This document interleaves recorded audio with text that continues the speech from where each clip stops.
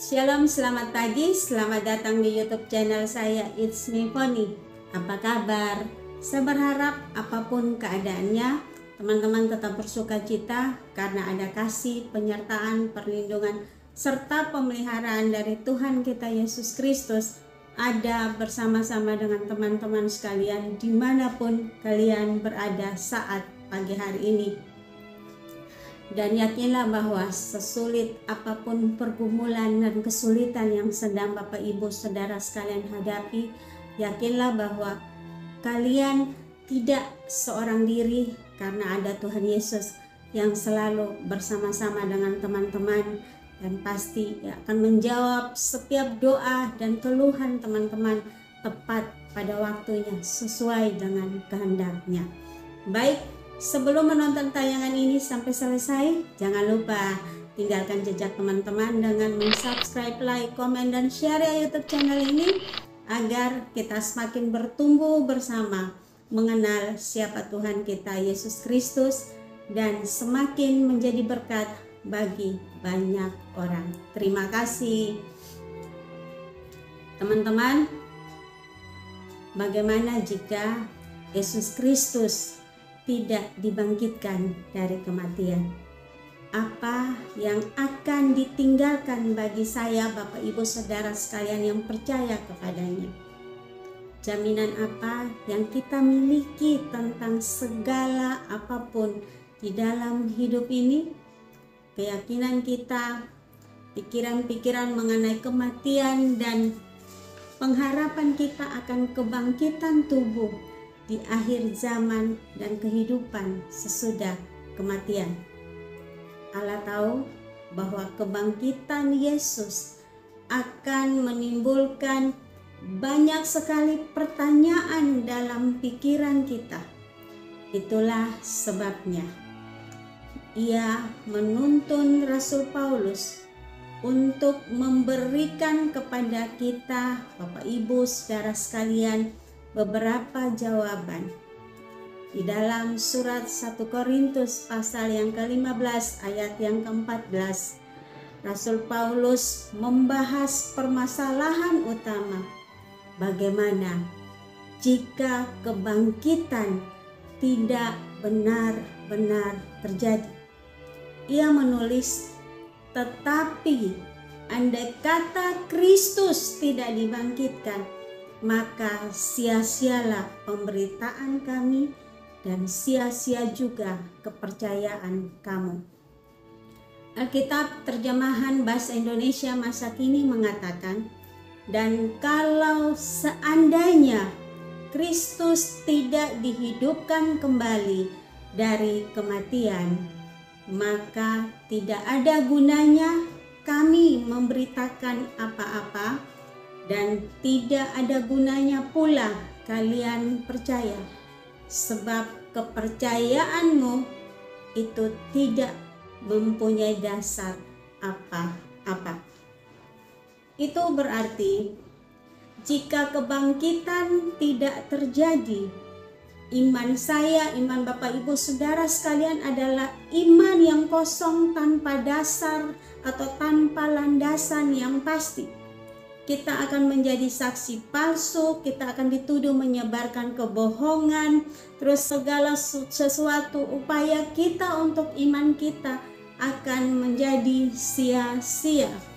Dan membaca Alkitab atau kitab suci dan membagikan kabar baik kepada orang lain akan membuang waktu percuma saja.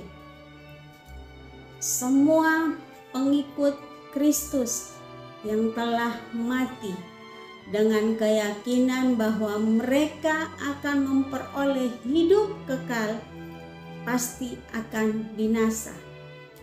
Harapan tentang surga tidak lebih dari sekedar hayalan. 1 Korintus 15 ayat yang ke-18. Yang terburuk dari semuanya itu, kita masih akan hidup di dalam dosa-dosa kita. 1 Korintus 15 ayat yang ke-17.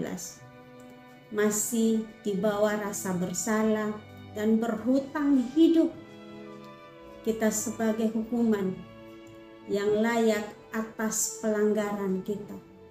Paulus merangkumkannya seperti ini.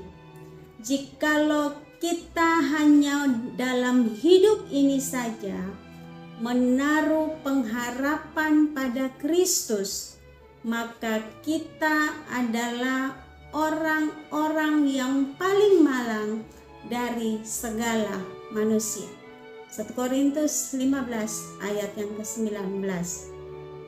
Tetapi syukurlah kepada Allah bahwa pengharapan kita melampaui kehidupan ini. Karena apa? Karena Yesus sudah benar-benar bangkit dari antara orang mati. Tuhan di dalam kebijaksanaannya meninggalkan kepada kita bukti yang tidak terbantahkan. Sebagai permulaan, kubur itu dijaga oleh tentara Romawi yang menghadapi kematian dengan segera jika mereka gagal melaksanakan perintah.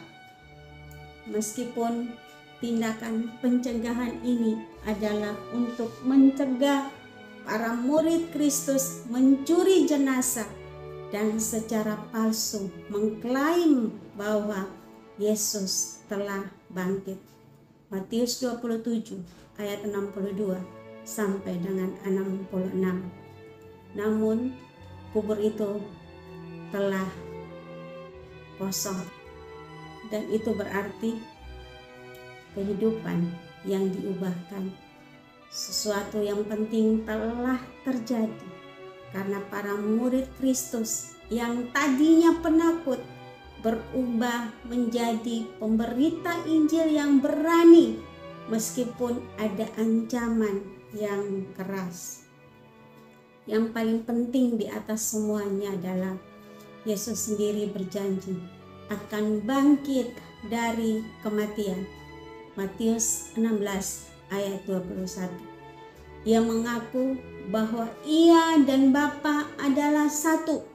Yohanes pasal 10 ayat 30. Maka entahlah dia anak Allah yang hidup atau dia seorang pembohong. Catatan sejarah menunjukkan, bahkan Alkitab atau firman Tuhan menunjukkan, bagaimanapun ia tidak pernah mengatakan ketidakbenaran, sebab ia adalah satu-satunya kebenaran itu sendiri. Sama seperti yang ia katakan, akulah jalan dan kebenaran dan hidup. Tidak ada seorang pun yang datang kepada Bapa kalau tidak melalui aku. Bapak, Ibu, saudara sekalian, teman-teman, segala sesuatu yang dijanjikan oleh Tuhan pasti terjadi seperti yang ia katakan, kecuali untuk nubuatan masa yang akan datang, seperti kedatangannya yang kedua kali. Itu juga suatu hari pasti akan terjadi, persis seperti yang telah ia nubuatkan, karena tidak ada yang ketidakbenaran dari Sang Anak Allah yang tidak berdosa.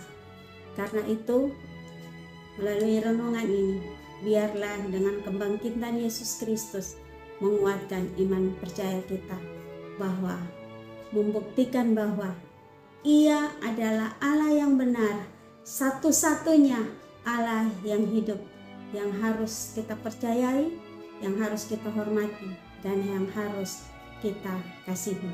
Sekian, Tuhan Yesus memberkati.